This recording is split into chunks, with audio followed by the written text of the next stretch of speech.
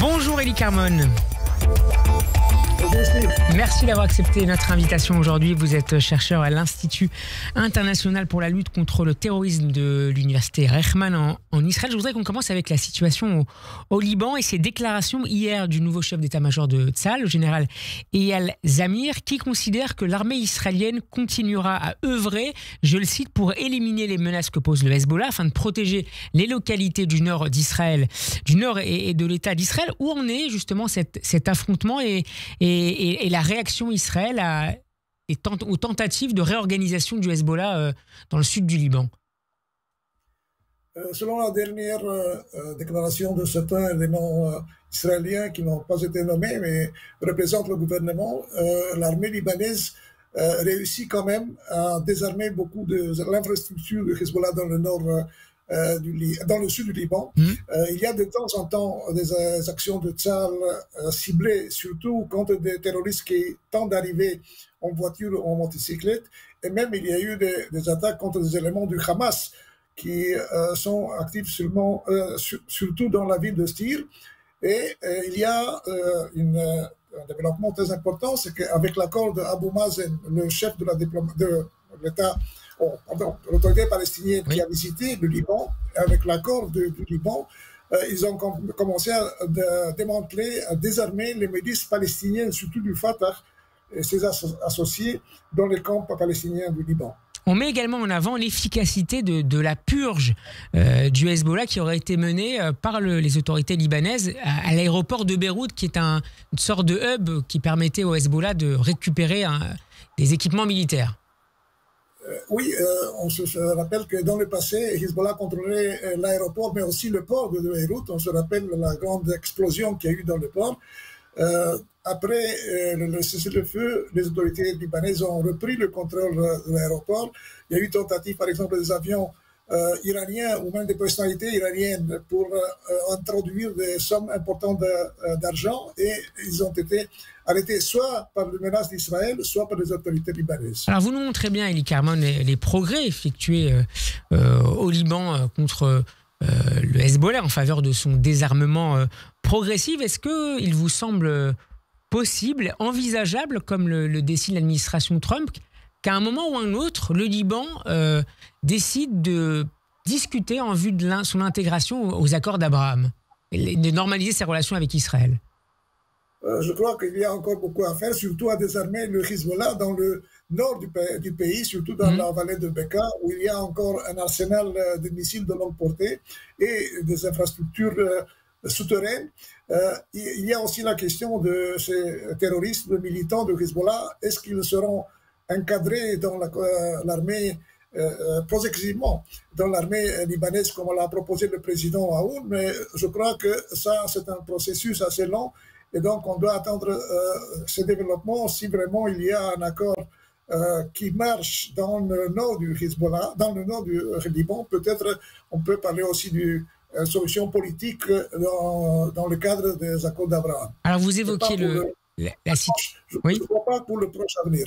Alors, vous évoquez la situation au Liban, notamment au nord Liban. Je voudrais qu'on s'intéresse maintenant aux voisins du Liban, l'un des voisins du Liban, à savoir la Syrie, où se trouve aujourd'hui l'envoyé spécial américain Thomas Barak, qui appelle, je le cite, un pacte de non-agression avec Israël. Là aussi, l'administration Trump, à travers la parole du président en personne, Donald Trump, a évoqué lors de la tournée du président dans le Golfe, devant Ahmed al-Shara, le président par intérim syrien, la possibilité qu'un jour la Syrie rejoigne ces accords. Est-ce que vous voyez véritablement une dynamique régionale de normalisation se mettre en place progressivement, avec des normalisations éventuelles à moyen terme, tout du moins?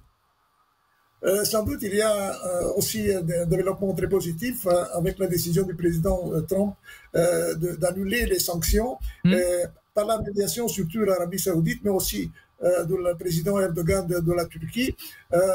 Juste aujourd'hui est arrivé en Syrie le représentant du président Trump sur la question de la Syrie, qui doit négocier les changements, surtout neutraliser peut-être l'influence de certains djihadistes, surtout des djihadistes étrangers qui ont des fonctions dans l'armée, une nouvelle armée syrienne.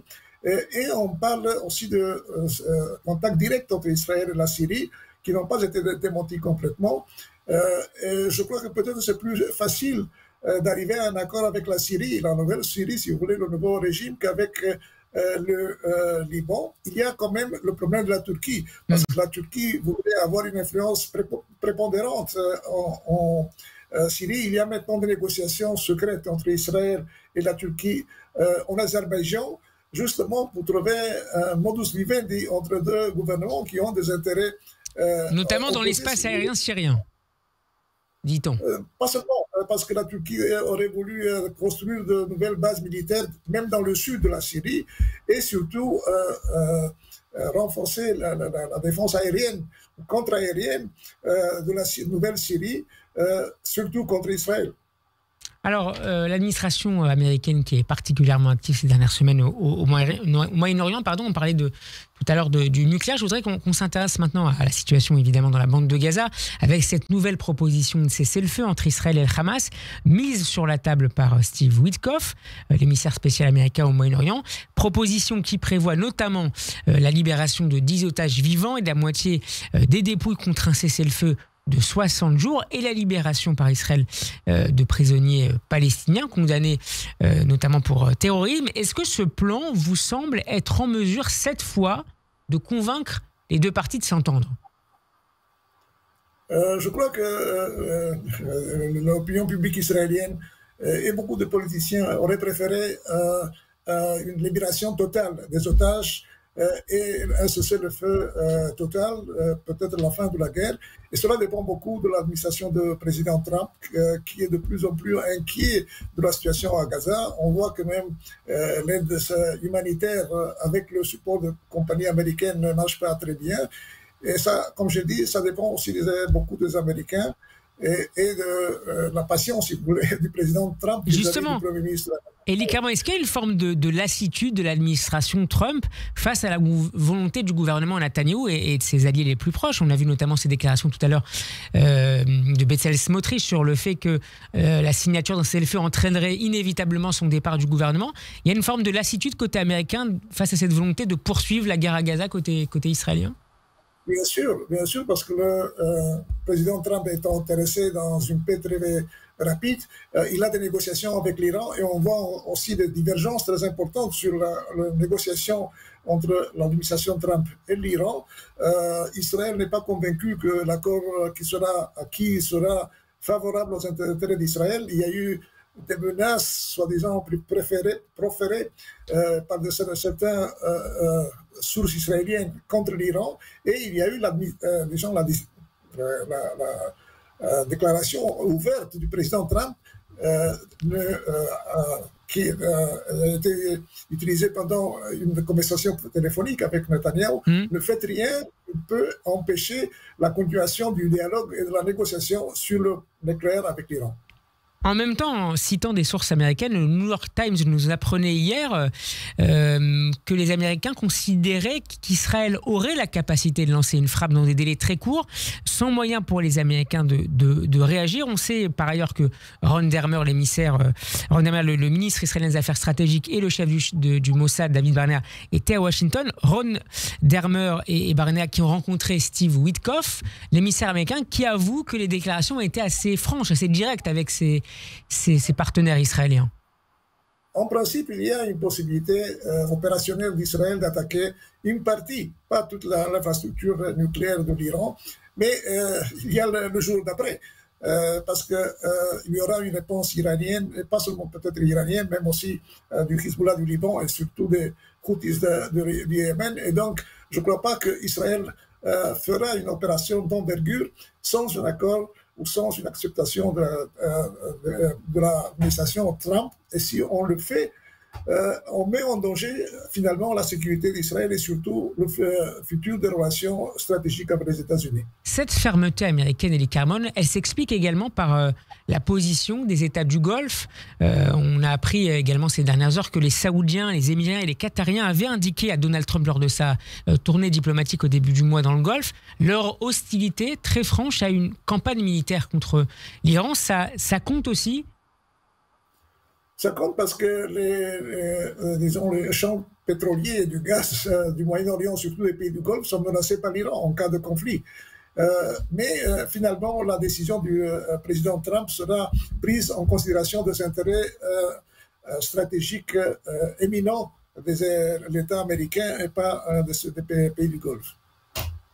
Je voudrais qu'on termine, Eli Karoun, une dernière question sur la situation dans la bande de Gaza. Hier, Benjamin Netanyahou reconnaissait, confirmait publiquement devant la Knesset la mort de Mohamed Sinwar, le dirigeant du Hamas dans la bande de Gaza et frère de Yahya Sinwar, le concepteur des attaques du 7 octobre 2023. Jusqu'à quel point, selon vous, peut-on dire que la direction militaire du Hamas est décimée aujourd'hui? Le fait est que si vraiment il a été tué, probablement il a été tué, ça n'a pas avancé les négociations. Même si lui, c'était le principal obstacle, comme on l'a déclaré du côté israélien, les négociations dépendent surtout de la solution finale de ce que sera après la fin de la guerre à Gaza et pas seulement du sort d'un certain dirigeant ou d'autres dirigeants du Hamas. Merci beaucoup, Eli Karoun, d'avoir été avec nous en direct dans le Grand Journal cet après-midi. Je rappelle que vous êtes spécialiste du Moyen-Orient, chercheur à l'Institut international pour la lutte contre le terrorisme de l'Université Reichmann. Très bon après-midi à vous et à très bientôt dans le Grand Journal. Au revoir. Merci à vous.